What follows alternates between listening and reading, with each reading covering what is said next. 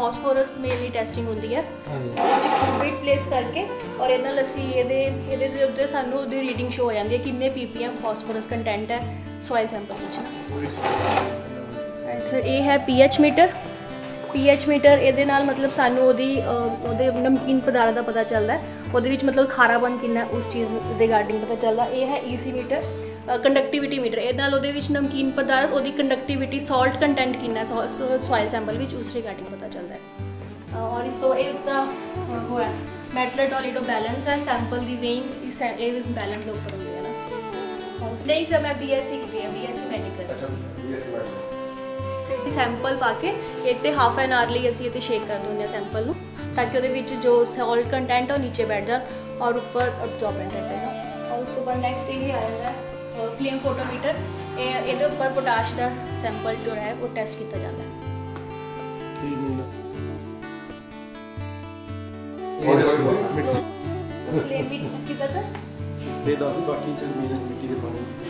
ਸਾਡੇ ਇੱਥੇ ਲੈਬੋਰਟਰੀ ਦੇ ਵਿੱਚ ਮਿੱਟੀ ਔਰ ਪਾਣੀ ਦੋਨਾਂ ਦਾ ਸੈਂਪਲ ਟੈਸਟ ਕੀਤੇ ਜਾਂਦੇ ਨੇ। ਮਿੱਟੀ ਲਈ ਮੇਨਲੀ ਵੱਡੇ ਤੱਤ ਕੀਤੇ ਜਾਂਦੇ ਹੈ, ਵੱਡੇ ਤੱਤਾਂ ਵਿੱਚ ਜਿਵੇਂ ਹੋ ਗਿਆ OC, pH, EC, phosphorus and potash, ਇਹ ਵਾਲੇ ਸੈਂਪਲਸ ਕੀਤੇ ਜਾਂਦੇ ਨੇ। ਇਸ ਤੋਂ ਇਲਾਵਾ ਵਾਟਰ ਦਾ ਸੈਂਪਲ ਵੀ ਸਾਡੇ ਟੈਸਟ ਕੀਤਾ ਜਾਂਦਾ ਹੈ। ਮਿੱਟੀ ਦਾ ਸੈਂਪਲ ਲੈਣ ਦੇ ਲਈ ਉਹਦੇ ਲਈ ਹੁੰਦਾ ਕਿ 6 ਇੰਚ ਤੁਸੀਂ ਤਿਰਛਾ ਕੱਟ ਮਾਰ ਕੇ 6 ਇੰਚ ਡੂੰਘਾ ਉਹ 'ਚੋਂ ਤੁਸੀਂ ਸੈਂਪਲ ਲੈਣਾ ਹੈ ਔਰ ਇਸ ਤਰ੍ਹਾਂ ਤੁਸੀਂ 3-4 ਜਗ੍ਹਾਵਾਂ ਤੋਂ ਲੈ ਕੇ ਉਸ ਸੈਂਪਲ ਨੂੰ ਕਲੈਕਟ ਕਰਕੇ ਇੱਕ ਇੰਡੀਵਿਜੂਅਲ ਸੈਂਪਲ ਬਣਾ ਕੇ ਉਹ ਸਾਨੂੰ ਪ੍ਰੋਵਾਈਡ ਕਰਨਾ ਹੈ।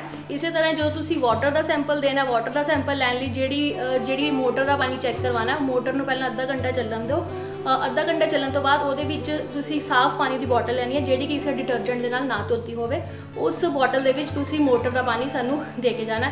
ਪਾਣੀ ਤਕਰੀਬਨ 1-ਅੱਧਾ ਲੀਟਰ ਸਾਨੂੰ ਦੇ ਦਿਓ। ਉਸ ਤੋਂ ਬਾਅਦ ਹਫ਼ਤੇ ਦੇ ਵਿੱਚ ਤੁਹਾਡੇ ਦੋਨੋਂ ਸੈਂਪਲਸ ਮਿੱਟੀ ਔਰ ਪਾਣੀ ਦੇ ਸੈਂਪਲ ਟੈਸਟ ਹੋ ਜਾਣਗੇ।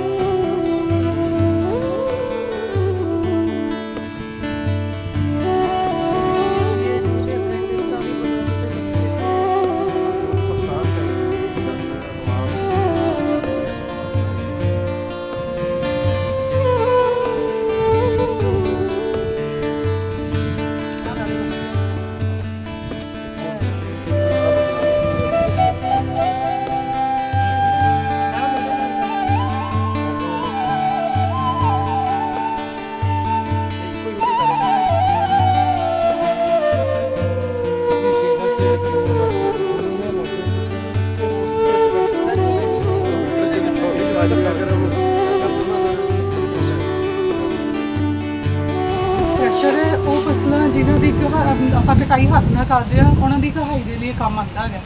ਅੱਛਾ, ਉਹਦੇ ਸੀਜ਼ਨ ਦੇ ਹਿਸਾਬ ਨਾਲ ਅਸੀਂ ਅਲੱਗ-ਅਲੱਗ ਜਿਹੜੀ ਸੈਟਿੰਗ ਕਰਕੇ ਅਲੱਗ-ਅਲੱਗ ਫਸਲਾਂ ਦੀ ਕਹਾਈ ਕਰ ਸਕਦੇ ਹਾਂ। ਇਹ ਮੱਕੀ ਦੀਆਂ ਛੱਲੀਆਂ ਜਿਹੜੀਆਂ ਉਹ ਛਿਲਕੇ ਸਮੇਤ ਉਹਨਾਂ ਦੀ ਗਹਾਈ ਦੇ ਕੰਮ ਆਉਂਦਾ। ਉਹਦੇ ਵਿੱਚ ਇੱਕੋ ਹੀ ਧਿਆਨ ਰੱਖਣ ਦੀ ਲੋੜ ਹੈ ਕਿ ਜਿਹੜਾ ਉਹਦਾ ਮੋਇਸਚਰ ਕੰਟੈਂਟ ਹੈ, ਨਮੀ ਥੋੜੀ ਜ਼ਿਆਦਾ ਹੋਣੀ ਚਾਹੀਦੀ ਹੈ। ਹਾਂਜੀ, ਐਫੀਸ਼ੀਐਂਸੀ ਨਹੀਂ ਉਹਦੀ। ਹਾਂ, ਇਹ ਬੱਚਤ ਹੈ ਉਹਦੇ ਵਿੱਚ ਬੜੀ ਕਾਰਗਰ ਹੈਗੀ ਹੈ। ਜਿਸ ਤਰ੍ਹਾਂ ਆਪਾਂ ਬਾਰ-ਬਾਰ ਕਹਿੰਦੇ ਆ ਕਿ ਜਿਹੜਾ ਸਾਡਾ ਰਹਿੰਦ ਖੂੰਹਦ ਹੈ ਉਹਨੂੰ ਸਾਨੂੰ ਖੇਤਾਂ 'ਚ ਹੀ ਵਾਹ ਦੇਣਾ ਚਾਹੀਦਾ ਤਾਂ ਕਿ ਅਸੀਂ ਉਹਦਾ ਫਾਇਦਾ ਲੈ ਸਕੀਏ। ਉਹਦੇ ਲਈ ਇਹ ਮਸ਼ੀਨ ਹੈਗੀ ਆ, ਜਿਸ ਤਰ੍ਹਾਂ ਕਿ ਇਹਦੇ ਲਈ ਆਪਾਂ ਕਣਕ ਦੀ ਜਿਹੜੀ ਬਿਜਾਈ ਕਰ ਸਕਦੇ ਆ ਉਹਨਾਂ ਖੇਤਾਂ ਵਿੱਚ ਜਿੱਥੇ ਕਿ ਝੋਨੇ ਦੇ ਮੁੱਢ ਖੜੇ ਹੋਣ। ਤੇ ਇਸ ਮਸ਼ੀਨ ਨਾਲ ਇੱਕ ਦਿਨ ਵਿੱਚ ਤਕਰੀਬਨ ਆਪਾਂ 3 ਤੋਂ 4 ਕਿੱਲੇ ਦੀ ਜਿਹੜੀ ਹੈਗੀ ਆ ਆਪਾਂ ਬਿਜਾਈ ਕਰ ਸਕਦੇ ਹਾਂ।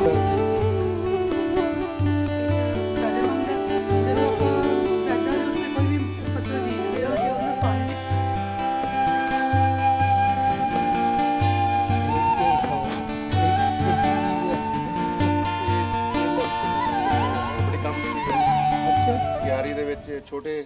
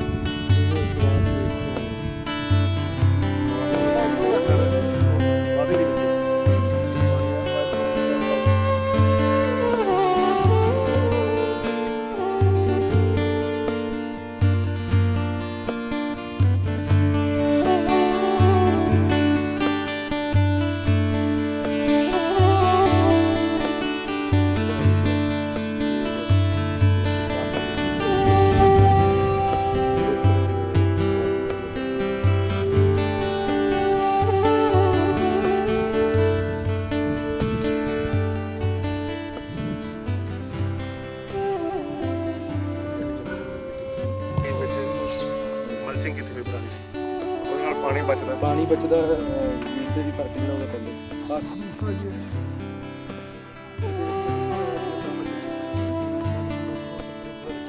ਉੱਥੇ ਲੁਧਿਆਣੇ ਹਸਪਤਾਲ ਤਜਰਬੇ ਲਾਉਂਦੇ ਆ। ਜਿੱਦਾਂ ਜ਼ਿਮੀਂਦਾਰ ਲਾਉਂਦੇ ਆ ਪਲੇਨ 'ਚ ਲਾਉਂਦੇ ਆ ਲਸਣ, ਅਸੀਂ ਜਿੱਦਾਂ ਰੱਟਾਂ 'ਤੇ ਲਾ ਕੇ ਉਹਦੇ ਪਾਣੀ ਦੀ ਸੇਵਨ ਹੁੰਦੀ ਹੈ। ਬਾਕੀ ਬਲਬ ਸਾਈਜ਼ ਜਿਹੜਾ ਅੱਛਾ ਬੰਦਾ ਰੇਟ ਚੰਗਾ ਮਿਲਦਾ ਵੱਟਾਂ ਤੇ ਉਹ ਜ਼ਿਮੀਂਦਾਰ ਨੂੰ ਦੱਸਣ ਵਾਸਤੇ ਕਨਵਿੰਸ ਕਰਾਉਣ ਵਾਸਤੇ ਜਿਹੜੇ ਤਜਰਬੇ ਜਿਹੜੇ ਉਹ ਪਰ ਇੱਕ ਆਦੇ ਗੰਢੇ ਉਹ ਪਿਆਜ਼ ਦਾ ਬੀਜ ਤਿਆਰ ਕਰਨ ਵਾਸਤੇ। ਇਹ ਹੁਣ ਲੇਟੈਸਟ ਜਿਹੜੀ ਨਾ ਆਪਣੀ C2C ਦਾ ਵਿਊ ਹੈ ਉਹਦਾ ਲਾਇਆ ਹੋਇਆ ਹਾਈਡਰੋਜਲ ਜਿਹੜਾ ਇੱਕ ਜੈਲ ਹੈਗਾ ਜਿਹਨੂੰ ਅਸੀਂ ਸੋਇਲ ਕੰਡੀਸ਼ਨਰ ਦੇ ਤੌਰ ਤੇ ਵਰਤਦੇ ਹਾਂ, ਜਿਹੜਾ ਕਿ ਪਾਣੀ ਨੂੰ ਐਬਜ਼ੌਰਬ ਕਰਦਾ ਤੇ ਬਾਅਦ ਚ ਜਦੋਂ ਰਿਕੁਆਇਰਮੈਂਟ ਹੁੰਦੀ ਹੈ ਉਹਨੂੰ ਰਿਲੀਜ਼ ਵੀ ਕਰ ਨਹੀਂ ਪਾਇਆ। ਤੇ ਇੱਥੇ ਅਸੀਂ ਜਿਹੜਾ ਹੈਗਾ ਇਰੀਗੇਸ਼ਨ ਜਿਹੜੀ ਉਦੋਂ ਹੀ ਦੇਵਾਂਗੇ ਜਦੋਂ ਸਟ੍ਰੈਸ ਫੀਲ ਕਰੂਗੀ ਕ੍ਰੌਪ। ਉਹਦੇ ਨਾਲ ਅਸੀਂ ਕੈਲਕੂਲੇਟ ਕਰਾਂਗੇ ਕਿ ਪਾਣੀ ਕਿੰਨੇ ਬਚ ਸਕਦੇ ਆ ਇਸ ਹਾਈਡਰੋਜਲ ਦੇ ਨਾਲ। ਤਾਂ ਉਹਦਾ ਹੀ ਇਹ ਤਜਰਬਾ ਹੈ। ਦੂਜਾ ਡਾਸਾ ਇਹਦੇ ਚ ਜਿਹੜੀ ਹੈ ਇਨਸਟਰੂਮੈਂਟ ਲਾ ਸਕਦੇ ਇਹਦੇ ਚ ਨਹੀਂ ਉਹ ਨਹੀਂ ਐਕਚੁਅਲੀ ਡਾਸਾ ਕਰਨਾ ਪਊਗਾ ਇਹਦੇ ਵਿੱਚ ਨਾ ਇੱਕ ਤਾਂ ਇਹ ਹਾਈਡਰੋਜਲ ਦਾ ਇਹ ਕਹਿੰਦੇ ਆਪਣੇ ਵੇਟ ਤੋਂ 20 ਗੁਣਾ ਜ਼ਿਆਦਾ ਹੁੰਦਾ ਤੇ ਫਿਰ ਬਾਅਦ ਤੋਂ ਜਦੋਂ ਸਟ੍ਰੈਸ ਹੁੰਦੀ ਹੈ ਸਟ੍ਰੈਸ ਕੰਡੀਸ਼ਨ ਹੁੰਦੀ ਹੈ ਤਾਂ ਉਸ ਚ ਪਾਣੀ ਆਈਆਰ ਦੀ ਟੈਂਪਰੇਚਰ ਹਾਈਡਰੋਜਲ ਦੇ ਵਿੱਚ ਉਹ ਜਿਹੜੇ ਮਤਲਬ ਬੇਸਿਕਲੀ ਕਿਹੜੇ ਉਹ ਆਪਣਾ ਜਿਹੜੇ ਐਲੀਮੈਂਟਸ ਕਿਹੜੇ ਅਸੀਂ ਅਨੀਅਨ ਦੀ ਪਲਾਂਟਿੰਗ ਮੈਥਡ ਦੇ ਉੱਤੇ ਇੱਕ ਟਰਾਇਲ ਲਗਾਇਆ ਹੋਇਆ। ਇਹਦੇ ਵਿੱਚ ਇੱਕ ਤਾਂ ਬੈੱਡ ਦੇ ਉੱਤੇ ਲਗਾਈ ਹੋਈ ਆ, ਇਹ ਫਲੈਟ ਤੇ ਇਹ ਸਪੇਸਿੰਗ ਦਾ ਜਿਹੜਾ ਆ ਉਹ ਮੇਨ ਤਜਰਬਾ ਆਪਣਾ। ਇਹਦੇ ਉੱਤੇ ਬੈੱਡ ਦੇ ਉੱਤੇ 3 ਲਾਈਨਾਂ ਲਗਾਈਆਂ ਹੋਈਆਂ। ਇਹਦੇ ਵਿੱਚ ਜਿਹੜੀ ਸਪੇਸਿੰਗ ਹੈ ਉਹ 20 ਬਾਈ 10 ਸੈਂਟੀਮੀਟਰ ਕੀਤੀ ਹੋਈ ਹੈ। ਇਹਦੀ 15 ਬਾਈ 7.5 ਸੈਂਟੀਮੀਟਰ।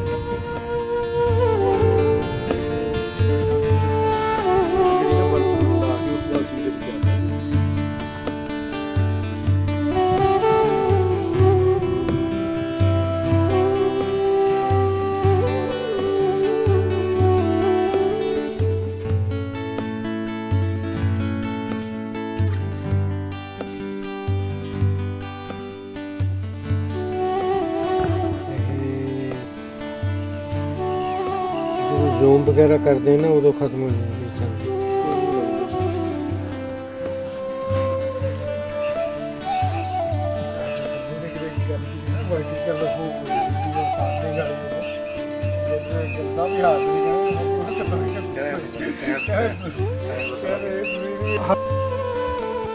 ਜਿਹੜੇ ਟਮਾਟਰਾਂ ਦੀਆਂ ਉਹਦੀ ਸਾਡੀ 4 ਮੇਨ ਵੈਰਾਈਟੀਜ਼ ਅਸੀਂ ਟੈਸਟ ਕਰ ਰਹੇ ਹਾਂ। ਇੰਡਿਟਰਮੀਨੇਟ ਜਿਹੜੇ ਉੱਪਰ ਅਸੀਂ ਪੇਂਟ ਕਰਦੇ ਹਾਂ ਇੰਡਿਟਰਮੀਨੇਟ, ਉਹਨਾਂ 'ਚ ਫਿਰ ਅਸੀਂ ਦੇਖ ਕੇ ਜਿਹੜੀ ਬੈਸਟ ਹੋਏਗੀ ਉਹਦੀ ਅਸੀਂ ਸਿਫਾਰਿਸ਼ ਜਿਹੜੀ ਆ ਯੂਨੀਵਰਸਿਟੀ ਜਿਹੜੀ ਕਰੇਗੀ। ਇਸੇ ਤਰ੍ਹਾਂ ਸਾਡੇ ਕੋਲ 4 ਵੈਰਾਈਟੀਆਂ ਜਿਹੜੀ ਚੈਰੀ ਟੋਮੈਟੋ ਦੀਆਂ ਹੈਗੀਆਂ, ਉਹ ਅਸੀਂ ਟੈਸਟ ਕਰ ਰਹੇ ਹਾਂ।